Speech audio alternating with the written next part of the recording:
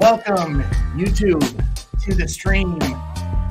I am Dave Knapp, man on the Mounjaro. That's why I'm here. You are on the pen. That's why you're here, and we're all here to get an update on today's 44th annual Cowen's Healthcare Conference, where Eli Lilly CFO Anat Ashkenazi, one of our favorites from Eli Lilly, had some information to share on some of our favorite topics on this channel, right? Let me get this ring light out of here.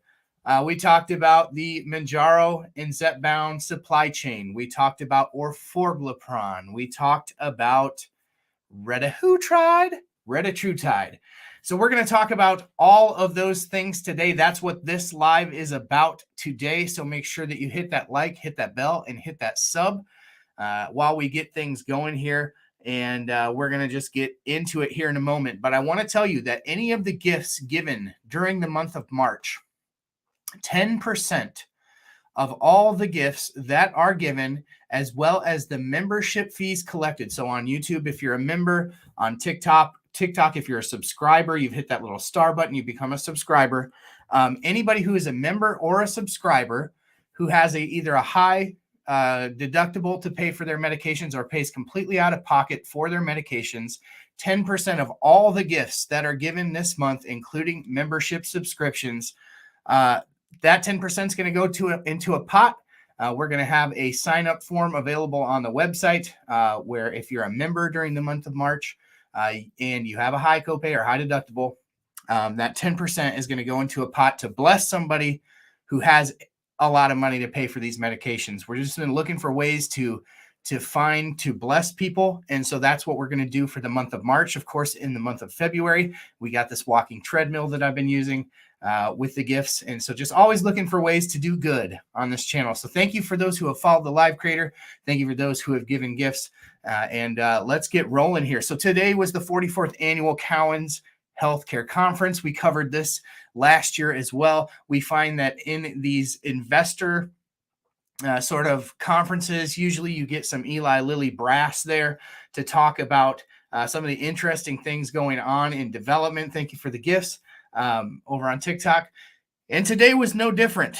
So let's get into some of the news. So the big breaking news that sort of came out, if you follow the industry, is that Anat Ashkenazi basically made an acknowledgement that for the year 2024 and for the foreseeable future in 2025, Eli Lilly will not be able to meet demand for Zepbound and Mounjaro. So tirzepatide at large, the demand will be higher than their capacity to make supply. Now, we did talk about on this channel some breaking news from this week about the acquisition by Eli Lilly of a couple of third-party companies that can help with the finish and fill of these pens, one that can help with the active pharmaceutical ingredient, but one of those doesn't come online until about 2030.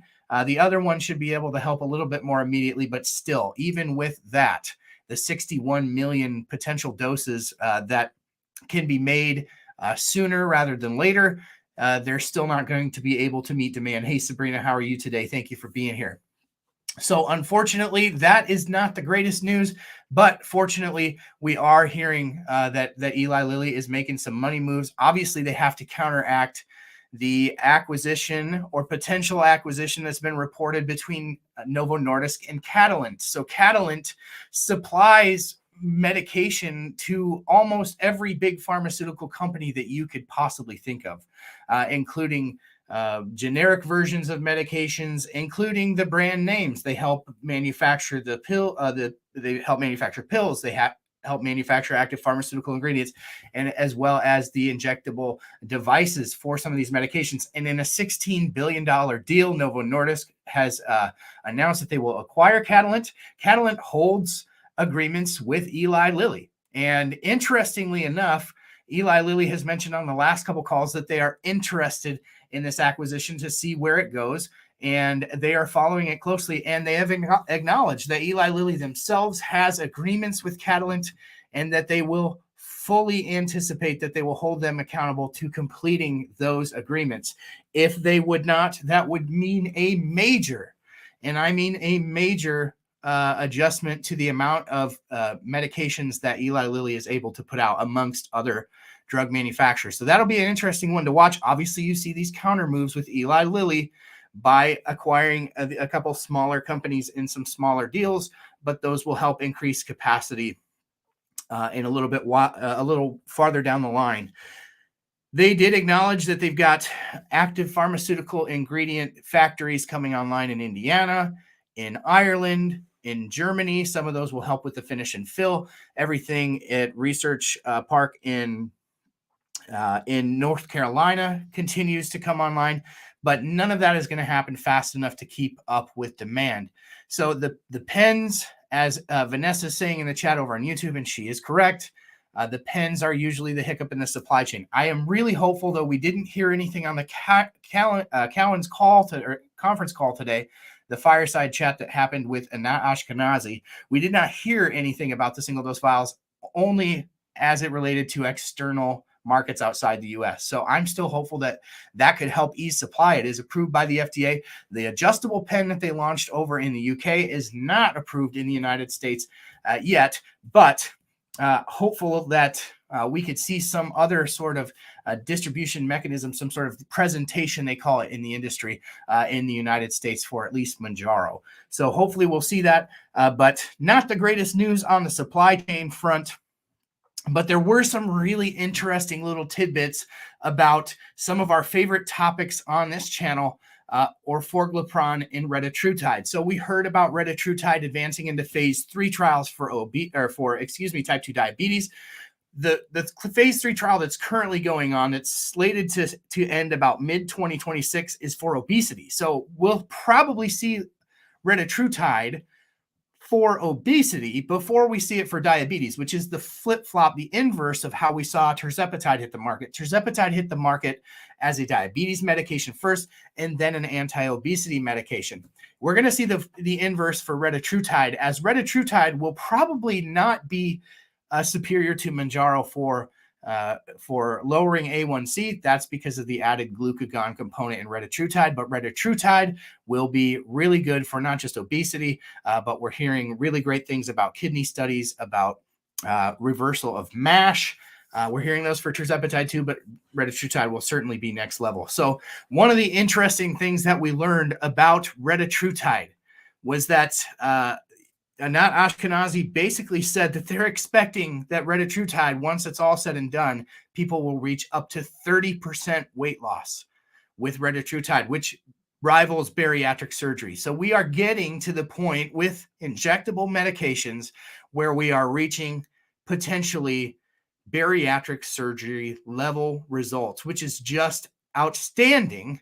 And you can tell why Eli Lilly is announcing that they're making partnerships with people who can help fill pens 5 years into the future, because presumably Retatrutide will be presented as an injector pen similar to Mounjaro, and it will be a blockbuster medication in the same way that tirzepatide is, but absolutely next level. So very interesting stuff on Retatrutide. Orforglipron. So Orforglipron, it ends in pron. You notice how every other thing we talk about ends in utide: Retatrutide, tirzepatide, semaglutide. So everything else is an utide. It's a peptide, long-chain amino acid. Orforglipron is a GLP-1 medication that is a small molecule, a non-peptide. Because it is a small molecule, it is a pill that is much more easily manufactured than the pens, but more interestingly, because it is a pill, it can be mass manufactured.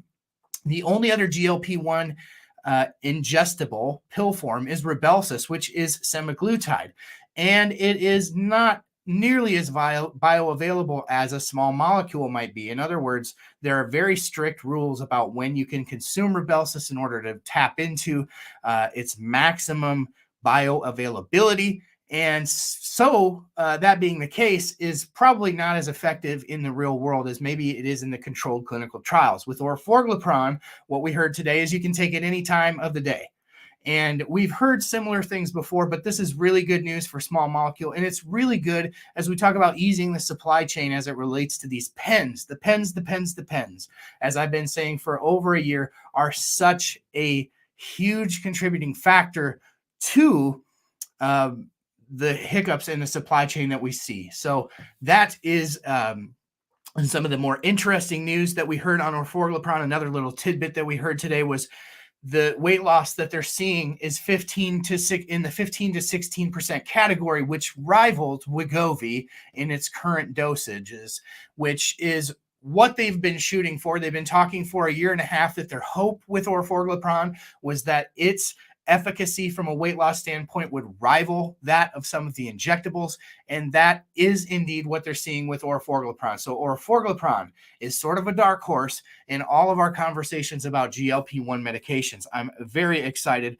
about Orforglipron, as are the Eli Lilly folks. One of the other interesting things that we heard too, just from a scientific standpoint, is that some of the advancements that Eli Lilly is making in some of the other areas, like Alzheimer's and oncology.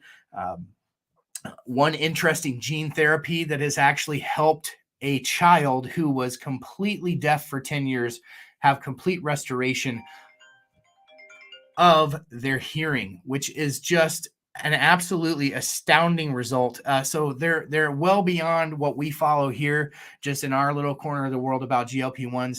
And it was a very, very heavy on, we can do other things too, right? So from an investment standpoint, very, very much highlighting some of the other things that they can do, which are definitely noteworthy, though not as relevant to this channel. They also mentioned that some of the fastest growing cancers in the United States are cancers that originate in the GI tract and are impacted by obesity. So just one more amazing opportunity for GLP-1s to get to the root cause of so many of the health issues that we face in America that are rooted in obesity. And so these medications are life-changing, they're game-changing, and that is why we cover them on this channel. That is why I will never tire and never get sick of talking about just what these medications can do for people. And I really appreciate you being along the journey with me. So make sure that you hit that subscribe button. If you're on YouTube, hit that subscribe button. Any of the gifts given on this stream or any stream in the month of March, as well as 10% of anybody who becomes a subscriber or a member to the channel, the dues that you pay, 10% of that is going to go into a pot that we'll announce at the end of the month. And that 10% will go to a member or a subscriber. If you're a subscriber on YouTube, hit that star to become a member. Click the link in the description of the video on YouTube. We'll put the names in a drawing. Anybody who has a high deductible will qualify for the drawing.